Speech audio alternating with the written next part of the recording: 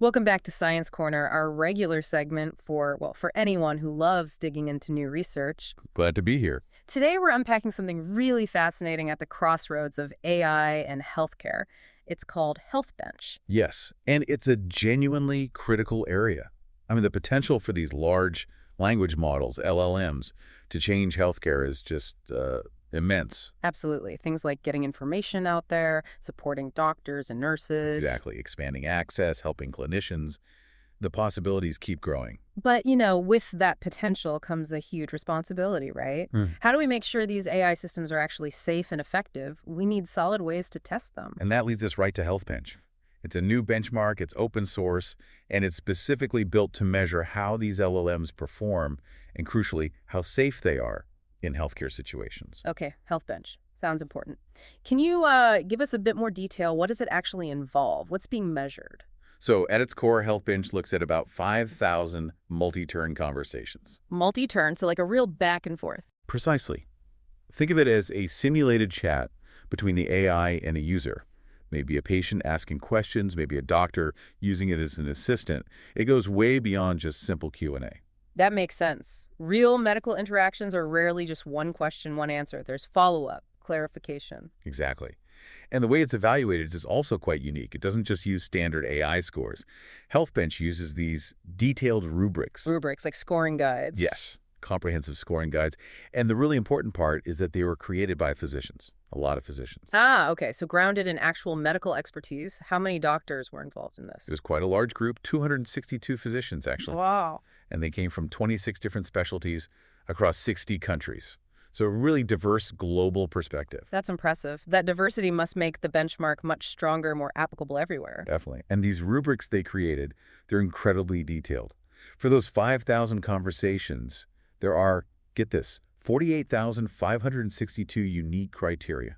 48,000. That's a lot of criteria. What kinds of things are they looking for? Well, obviously, clinical accuracy is huge. Is the medical information correct? But it's much broader than that. Okay. They look at completeness. Did the AI give a full answer? Communication quality was clear, empathetic, appropriate for who it was talking to. Also, context understanding. Did it grasp the situation? Yeah. And instruction following, which is vital if a clinician is trying to use it for, say, summarizing notes. Right. So it's not just what it says, but how it says it and if it understands the whole interaction. That sounds incredibly thorough. It really is. So for our deep dive today, what's our main goal? What should we, and you listening, hope to understand by the end? Good question. I think our mission is threefold. First, really get how HealthBench works, what makes it different. Second, look at what it's already telling us about today's LLMs in healthcare. Okay. And third, maybe most importantly, understand why this kind of benchmark matters so much for the future, for making sure AI in medicine moves forward safely and beneficially. Got it. So, recap. HealthBench uses realistic back-and-forth conversations, judged by hundreds of doctors using super detailed criteria covering accuracy, communication, context, the works, all to get a real handle on AI safety and effectiveness in medicine. You've got it. And as we dig deeper, I think you'll see why this level of detail gives us much more meaningful insights than older methods. All right, let's dig in then. What are some of those core design principles that really set HealthBench apart? Well, as we touched on, that focus on multi-turn realistic dialogues is probably the biggest one. Right. It's a huge step up from benchmarks that just use, say, multiple choice questions or single-shot answers. Those just don't reflect how healthcare conversations actually flow. Yeah, that makes total sense. You need to see how the AI handles clarification, asking follow-up questions, remembering earlier parts of the chat. Exactly. Capturing those nuances is key. And the other critical piece, of course, are those physician-authored rubrics. The scoring guides made by doctors. Yes. These aren't generic AI scores. They are tailor-made by medical experts for each specific conversation, focusing on what makes a response helpful and, crucially, safe in that context. And you mentioned these rubrics cover more than just factual accuracy, these behavioral dimensions. Absolutely. So under clinical accuracy, they check diagnoses, treatment info, things like that. Right. But then communication quality looks at clarity, tone, empathy, suitability for the user. Okay. Context awareness checks if the AI understands the patient's situation. And instruction following assesses if it does what it's asked, especially by a professional. It's a truly holistic view then, not just the medical facts, but the whole interaction. Exactly right. And by looking at performance across different scenarios, maybe an emergency situation versus a health query, and across all these dimensions, HealthBench paints a very detailed picture of where a model shines and where it still struggles. That level of detail must be gold for the people actually building these AI models. It really is. It's less of a final grade and more of a diagnostic tool. Okay. It can pinpoint specific weaknesses. Maybe a model is great on knowledge recall, but terrible at asking clarifying questions when it doesn't have enough information. HealthBench can show that. Okay, so it's a powerful diagnostic. What has it actually shown us so far? What are the results telling us about current LLMs? You mentioned some numbers earlier. Yes. The progress, just looking at the scores on HealthBench over the last couple of years, is pretty remarkable. How so? Well, early models like GPT-3.5 Turbo was scoring around, say, 16% on this benchmark. Okay, not very high. No. But then you look at newer ones. GPT-4o hit 32%. And a very recent model, it's called O3 in the paper, reached 60%. 60%? That's a huge jump from 16%. What does 60% mean in this context? It suggests, a decent level of proficiency across a wider range of these healthcare tasks. But importantly, it also shows there's still quite a way to go to reach, say, true expert-level performance consistently. Plenty of room for improvement. Still, that increase from 16% to 60% in what sounds like a fairly short time, that's fast. It is. The pace of improvement itself is noteworthy. These models are getting better and faster at handling these complex healthcare dialogues. Were there any other maybe surprising findings? I think you mentioned smaller models. Yes, that was quite interesting. A model called GPT-4.1 Nano, which is designed to be much smaller and more efficient. Nano. It actually outperformed the much larger GPT-4o on HealthBench. Really? The smaller one did better. Yes. And this Nano model uses something like 25 times less computing power for each interaction. Wow. So bigger isn't always better. It suggests that, definitely. All right. It implies that progress isn't just about throwing more data and more computing power at the problem. Innovations in the actual model design, the training techniques, they matter hugely. And that has big implications, right? For cost, for making these tools accessible. Absolutely. If smaller, cheaper models can perform this well, it opens doors for using them in places with fewer resources, where running massive models just isn't feasible. It's a very encouraging sign for, equitable deployment. Yeah, that is encouraging. It shows how benchmarks like HealthBench can guide development towards practical, real-world solutions. Precisely. So we've established HealthBench is more detailed, more realistic. Why is this move away from older methods like multiple choice tests so important for AI in medicine? Fundamentally, it's about trust and relevance. Older methods, like those medical knowledge exams, well, they can be useful, but they're also easier to game. And AI might memorize facts to ace a test. Right, but that doesn't mean it can actually talk to a patient helpfully or safely. Exactly. Those tests don't capture the ability to engage in a meaningful dialogue, to ask the right follow-up questions, to show empathy, to communicate clearly. HealthBench tries to assess that, what we call ecological validity. Ecological validity. Does the score actually mean something in the real world? Yes. Does performance on the benchmark genuinely predict how helpful or safe the AI would be in a real clinic or a real patient interaction? Is it a reliable indicator of what doctors consider good performance? And there was another point about older benchmarks getting saturated. Right. Many existing benchmarks were hitting a ceiling.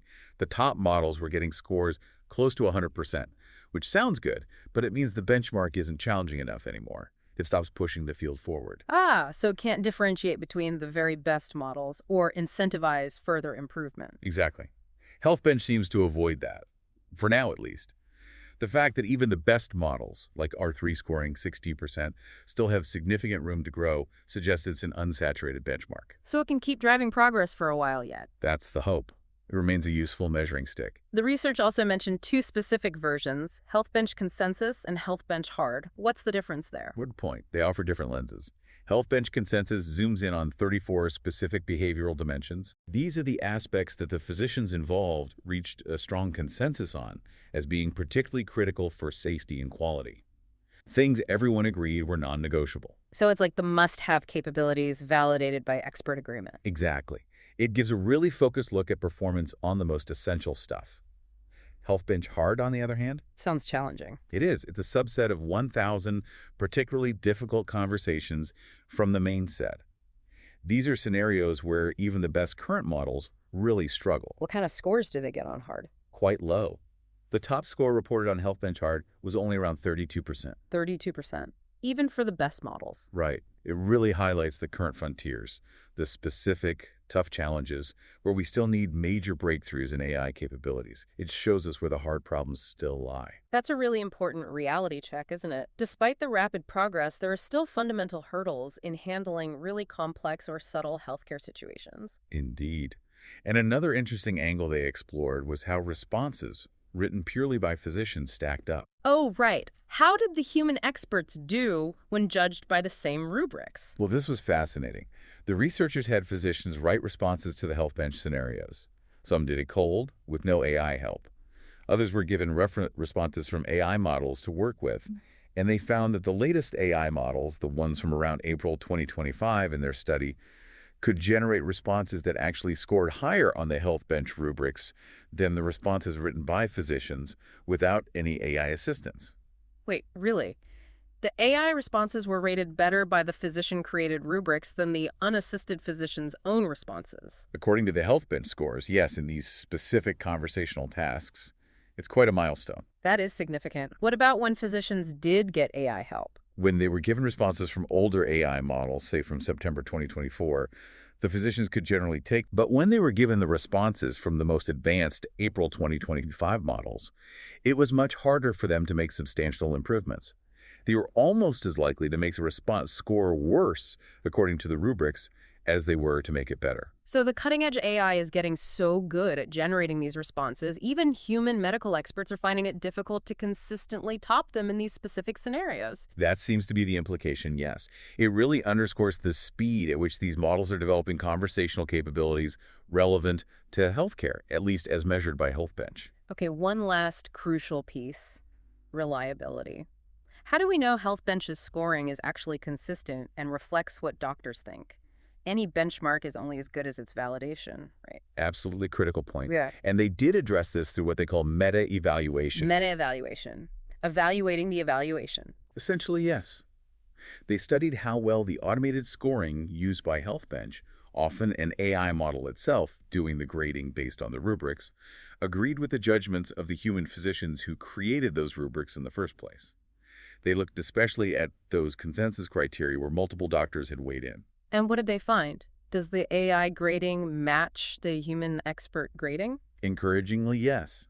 They found the level of agreement between the AI model's scoring and the physician's judgments was pretty similar to the level of agreement between different physicians when they were asked to score the same response. Ah, okay. So the AI score is about as consistent as the human experts are with each other. That's what the data suggests.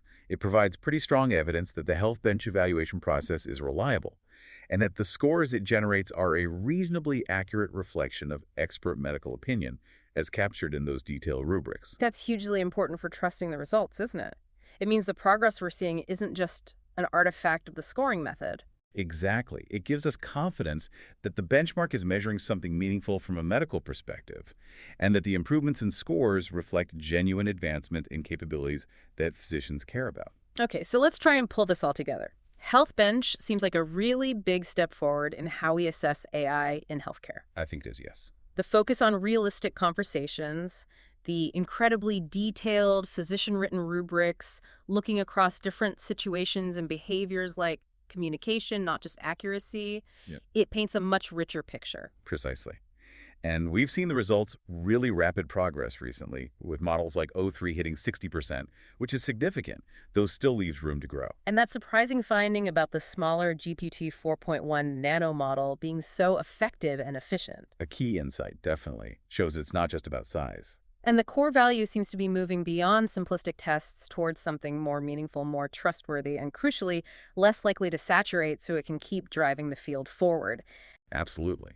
Plus, the nuanced views offered by HealthBench Consensus, focusing on critical safety dimensions, and HealthBench Hard, pinpointing the toughest challenges. Right, those add extra layers of understanding. And the meta-evaluation confirming the scoring reliability, really shores up the foundation. And that finding about AI starting to generate responses rated higher than unassisted physicians in these scenarios, that's quite something to think about. It truly is. It highlights the trajectory we're on, Mm. and it underscores why benchmarks like HealthBench are so vital. We need these tools to guide the evolution of AI in healthcare, making sure it's genuinely safe and beneficial. It definitely gives us, and you listening, a lot to consider about AI's future role in health, where this is all heading. It does. And importantly for those interested, the HealthBench data and the code are all openly available. People can explore it themselves. That's great to hear, promoting transparency and further research. Well, thank you so much for walking us through this. It's been incredibly insightful. My pleasure. It's a fascinating and important area to watch.